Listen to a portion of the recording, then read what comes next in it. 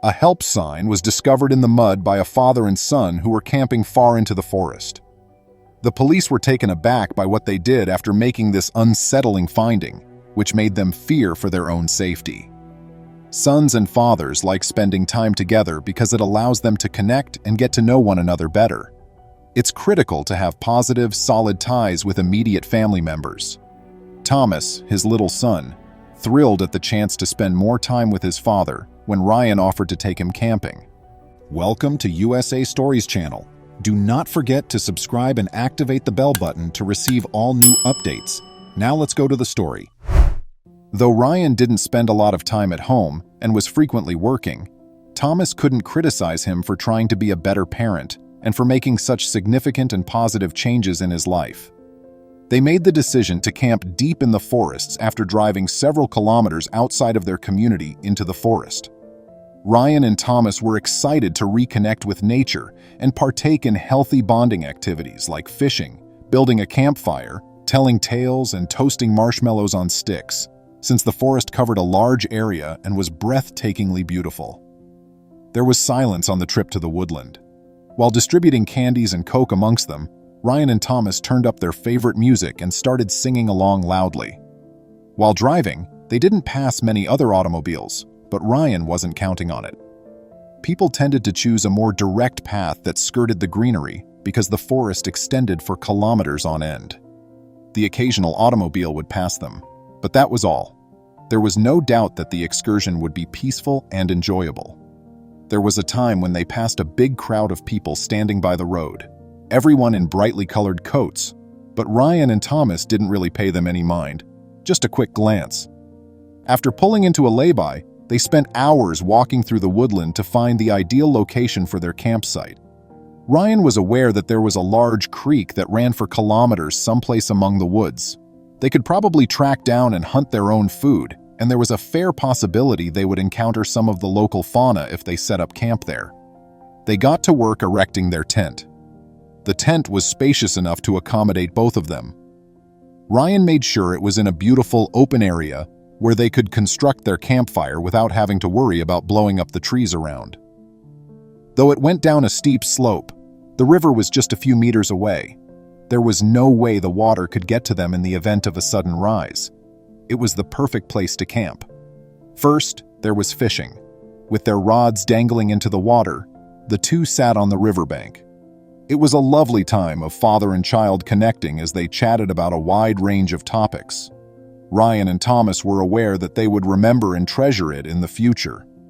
Regretfully, it appeared that no fish, or at least none that were interested in being caught, were in the river.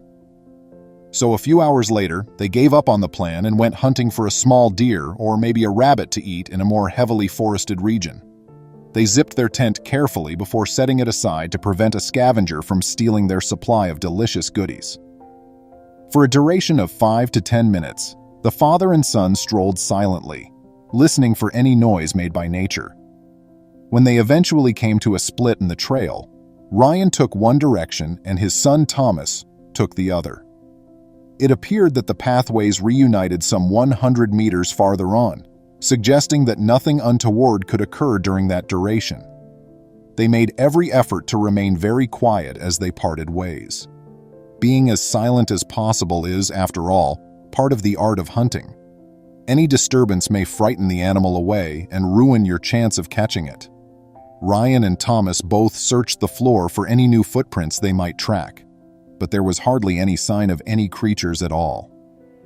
Thomas broke into a startled yell. He had discovered something completely unanticipated, something that made him shiver. His father hurried over, fearing that his son could have seen a predator pursuing them or something similar. Not even a predator stalking them could compare to what he saw. With mouths agape from amazement and dread, Ryan and Thomas both looked down at the ground. One word was scribbled there in big letters in the partially dried mud: help. Ryan's and Thomas's blood ran cold since it appeared like the letters had been penned not too long ago. Neither of them had seen another person since leaving the lay-by beside the forest, and there were no other overt indications that anyone else was in the area. They were alone there as far as they knew. and just who had penned that awful word. Ryan had a sudden memory of the drive into the woodland. A mile or two farther down the road, he recalled seeing the people in the high-visibility jackets. Perhaps there was a search party, and there's a chance the word scribbled in the mud had anything to do with the search team. They hurried back to the car and headed toward the location where they had spotted the search crew. It transpired that Kayla was the girl the gang was looking for. A few days prior, she had walked out from her house, and her whereabouts were thought to be in the forest. There were several reasons why this was risky. There were many different natural hazards and impediments in the forest, but there were also dangerous creatures that may attack if provoked. Kayla was experiencing many mental health problems, including a significant developmental delay, which exacerbated the situation. She was 19 years old, but her mental age was closer to 6 or 7. She would undoubtedly be terrified and perplexed. It was, therefore, crucial that she was discovered to be alive and well. But the rescuers had their job cut out for them because there was a limited number of personnel and a large area to scour. After Ryan and Thomas told them what they had seen, the rescuers arrived on the spot and began searching the area for any more signs of life within an hour or two. They had optimism that Kayla was still alive and undamaged because it was the best lead they had found thus far. They cried out and searched the ground for tracks, but it took them only 30 minutes to find Kayla in the most unlikely place, alive and healthy. And all of it was because of what Ryan and Thomas had done, which startled the responding police officers. Without putting away their camping gear, the father and son had fled back to their vehicle. Though it could have appeared as an inattentive choice, they had done it on purpose. They hoped that the person who had left the message would come across the camp and be able to seek refuge, relax, and even eat, in addition to wanting to locate the rescuers as quickly as possible. The police were astounded that the plan succeeded, as much as they could not believe how clever the two were. Kayla was thankfully discharged from the hospital after a short stay. She was very dehydrated and famished, but she would make it. Inside the tent, she had discovered a sweater, a water bottle, and some food, and she had helped herself to satisfy her hunger and thirst that had been bothering her for days. Her family was ecstatic to hear that she was okay, and informed Ryan and Thomas that they would always be appreciative of their prompt thinking in saving their daughter's life. The father-son relationship was strengthened by this event, which also spared the unfortunate girl's life. Undoubtedly, the fact that some people delayed taking action and were reluctant to act was what ultimately prevented the worst from happening. It is now up to you. What were your thoughts on this amazing tale? If you had found such a strange and mysterious letter in the dirt, how would you have felt? Would you have responded promptly or disregarded it?